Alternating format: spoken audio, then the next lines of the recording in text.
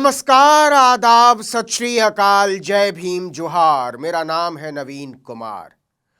अनिरुद्धाचार्य जैसे चपंडुकों ने शाहरुख खान को सताने के चक्कर में अमित शाह के बेटे जय शाह की फजीहत करवा दी है, और फजीहत करवा दी है भारत की। मतलब हिंदू मुसलमान की सनक में देश की ही लंका लगा दी। आपको बता दें कि Bangladesh T20 world cup Bharat में न खेलने पर अड़ गया है। उसने साफ साफ बोल दिया है कि खिलाड़ियों की सुरक्षा हमारी टॉप प्रायोरिटी है, हम इससे समझौता नहीं करेंगे। बांग्लादेश के अनुरोध पर आईसीसी ने कहा था कि उसे अपने मुकाबले भारत में ही खेलने होंगे, लेकिन अब बांग्लादेश ने फिर से लिखकर भेज दिया है कि भारत हमारे लिए एक सुरक्षित देश नहीं है, हम नहीं खेलना चाहते। जी हां, आईपीएल की कोलकाता नाइट राइडर्स टीम में लिए जाने के बाद मुस्तफिजुर रहमान को बाहर निकालने का जो दबाव सस्ते कट्टरपंथी केंचुओं ने बनाया था, वो जय शाह के लिए जी का जंजाल बन गया है। आपको पता ही है कि T20 वर्ल्ड कप का आयोजन इंटरनेशनल क्रिकेट काउंसिल यानी आईसीसी करता है, और आईसीसी के चीफ हैं जय शाह। तो कांड किया अनिरुद्धाचार्य ने, देवकी नंदन ठाकुर ने, रामभद्राचार्य ने, और भुगतना पड़ रहा है भारत देश को। और देश तो तब भी माफ कर देगा। अमित शाह करेंगे क्या? उनके लड़के का मामला फंसा दिया है कमबख्तों ने। बांग्लादेश क्रिकेट बोर्ड यानी बीसीबी T20 वर्ल्ड कप के अपने मैच भारत में न खेलने की मांग पर अड़ा हुआ है। वो चाहता है कि उसके मैच भारत की बजाय श्रीलंका में खेले जाए। बीसीबी ने प्रेस रिलीज जारी करके कहा कि उसने आईसीसी के साथ वीडियो कॉन्फ्रेंस में एक बार फिर भारत में न खेलने की अपनी मांग दोहराई है, जबकि एक दिन पहले ही आईसीसी ने बीसीसी के हिसाब से वेन्यू बदलने की मांग खारिज कर दी थी। अब पानी पानी हुए जय शाह। आईसीसी ने बांग्लादेशी बोर्ड से इस मांग पर फिर से विचार करने के लिए कहा है।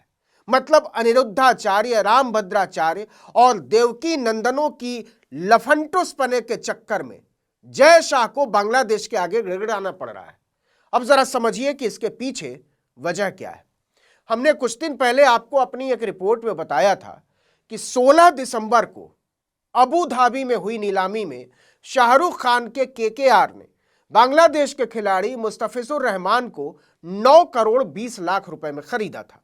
यह किसी भी बांग्लादेशी खिलाड़ी को आईपीएल में मिलने वाली सबसे ऊंची कीमत थी। उनका बेस प्राइस ही आईपीएल ने 2 करोड़ रुपए रखा था। अब शाहरुख खान की टीम में, मुसलमान शाहरुख खान की टीम में एक बांग्लादेशी मुसलमान का शामिल होना था कि छठी फेल लफंदर कथावाचकों को काम मिल गया। शाहरुख खान ने बांग्लादेशी खिलाड़ी को कैसे खरीदा? वहां हिंदुओं का इतना उत्पीड़न हो रहा है। अच्छा, कमाल की बात है कि आईपीएल में उन्हीं खिलाड़ियों की नीलामी होती है जिनकी इजाजत बीसीसीआई देता है, और बीसीसीआई में सिक्का चलता है अमित शाह के बेटे जय शाह और उनके मोहरों का। लेकिन किसी की औकात नहीं थी जो कह दे कि बीसीसीआई ने बांग्लादेशी खिलाड़ी को आईपीएल के ऑक्शन में ही कैसे रखा। लेकिन बीसीसीआई के निर्देश पर भारी दबाव के बाद केकेआर ने 3 जनवरी को मुस्तफिजुर रहमान को टीम से बाहर कर दिया। अब बाहर तो कर दिया, लेकिन बांग्लादेश ने खूंटा गाड़ दिया कि हम भारत के अंदर नहीं आएंगे। और तो और बौखलाई हुई बांग्लादेश की अंतरिम सरकार ने अपने यहां आईपीएल मुकाबलों के प्रसारण पर भी रोक लगा दी। इसके बाद बीसीबी ने आपातकालीन बैठक बुलाई इतवार के दिन, और खिलाड़ियों की सुरक्षा का हवाला देकर 7 फरवरी से होने वाले T20 वर्ल्ड कप में भारत में खेलने से हाथ खड़े कर दिए। उसने उन मुकाबलों के वेन्यू बदलकर श्रीलंका करने की मांग की जिसमें उसे खेलना था। तय शेड्यूल के मुताबिक बांग्लादेश को ग्रुप सी के 3 मैच कोलकाता के ईडन गार्डन स्टेडियम में खेलने थे। 7 फरवरी को खेलना था वेस्ट इंडीज के खिलाफ ओपनिंग मुकाबला, 9 फरवरी को इटली के खिलाफ, और 14 फरवरी को इंग्लैंड के खिलाफ, तीनों ईडन गार्डन में। ग्रुप का अंतिम मुकाबला नेपाल के खिलाफ था मुंबई में। अब देखिए, केवल 20 दिन का समय बचा है, और कथावाचकों को कपार पर बैठाने के चक्कर में क्रिकेट वर्ल्ड कप का शेड्यूल तिलहंडे में चला गया है। आईसीसी के अधिकारी माथा पकड़ के बैठे हुए हैं, क्योंकि बांग्लादेश ने अगर आईसीसी के दूसरे अनुरोध को भी ठुकरा दिया तो उसके सामने इसके अलावा और कोई विकल्प नहीं बचेगा कि वो वेन्यू को बदलकर श्रीलंका करे। वरना उसे बांग्लादेश की टीम के बिना वर्ल्ड कप का नया शेड्यूल जारी करना पड़ेगा और इसमें भारत की नाक ज्यादा कटेगी। बांग्लादेश क्रिकेट बोर्ड ने मीडिया रिलीज में कहा है कि वीडियो कॉन्फ्रेंस में हमने अपनी मांग दोहराई है। आईसीसी ने हमें बताया है कि शेड्यूल घोषित हो चुका है। उसने हमसे भारत में न खेलने के फैसले पर फिर से विचार करने का अनुरोध किया है, लेकिन हमने अपना फैसला नहीं बदला है। प्लेयर्स, ऑफिशियल और सपोर्ट स्टाफ की सुरक्षा हमारी सबसे बड़ी प्रायोरिटी है, प्राथमिकता है। हम समाधान निकालने के लिए आईसीसी से बातचीत जारी रखेंगे। मतलब अब दो देश हैं जो भारत में नहीं खेलना चाहते। बांग्लादेश के पहले पाकिस्तान ने भी भारत में खेलने से मना कर दिया था। उसके भी सारे मुकाबले भारत से बाहर होंगे। पाकिस्तान ने तो यहां तक बोल दिया है कि अगर वो सेमीफाइनल और फिर फाइनल के लिए क्वालिफाई करता है तो उसके मुकाबले भी श्रीलंका में ही कराए जाएं, भारत में हम नहीं खेलेंगे। और अब बांग्लादेश भी अड़ गया है कि हमको भारत में नहीं खेलना है, हमारे खिलाड़ी वहां सुरक्षित नहीं है। यह भारत जैसे बहुलतावादी देश के मुंह पर, विविधतावादी देश के मुंह पर तमाचे की तरह है कि दो देश जिनका जन्म ही भारत की कोख से हुआ है, जिन्होंने आजादी की लड़ाई हमारे साथ लड़ी, जिनके साथ हमने सामूहिक स्वप्न देखे थे, वो भारत को एक दुश्मन देश की तरह देख रहे हैं। यह शर्मनाक है। और जिन लोगों के दबाव की वजह से यह हुआ है वो इससे कहीं ज्यादा शर्मनाक है। देवकी नंदन ठाकुर और रामभद्राचार्य जैसे लकड़बग्घों की वजह से पूरी दुनिया में भारत की किरकिरी हो रही है।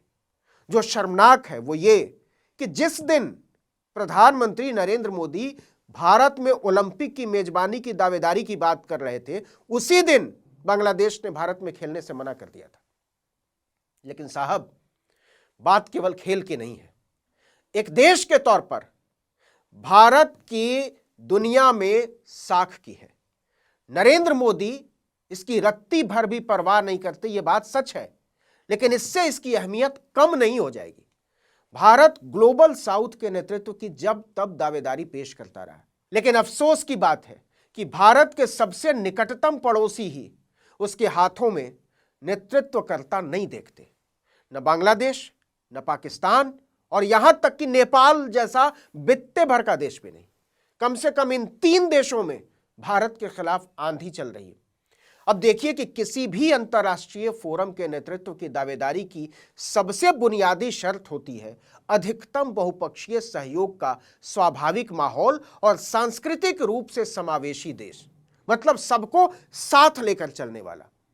नरेंद्र मोदी की राजनीति ने तो समावेशी को सिरे से जलाकर ही खाक कर रखा है। अगर बांग्लादेश जैसे मित्र देश भारत से दूरी बनाते हैं तो संदेश जाता है कि भारत किसी भी तरह की उदार वैश्विक भूमिका के लिए फिट ही नहीं है। यह भारत की कूटनीतिक ताकत को सीधा सीधा चोट पहुंचाने वाला है। यह बिल्कुल वही स्थिति है जो कभी श्रीलंका और पाकिस्तान को झेलनी पड़ी थी। तो क्या भारत अपने छुटभइये कथावाचकों के चक्कर में अपनी वैश्विक साख को दांव पर लगाने को तैयार है? इस वीडियो में इतना ही, लेकिन अगर आपने आर्टिकल 19 इंडिया को अब तक सब्सक्राइब नहीं किया है तो फौरन कर लीजिए, बेल आइकॉन दबाइए, घंटी जैसी आकृति लाइक कीजिए और कमेंट करके बताइए हमारा वीडियो आपको कैसा लगा। हमारा ट्विटर हैंडल है article19_India और मेरा ट्विटर हैंडल है नवीन जर्नलिस्ट। नमस्कार।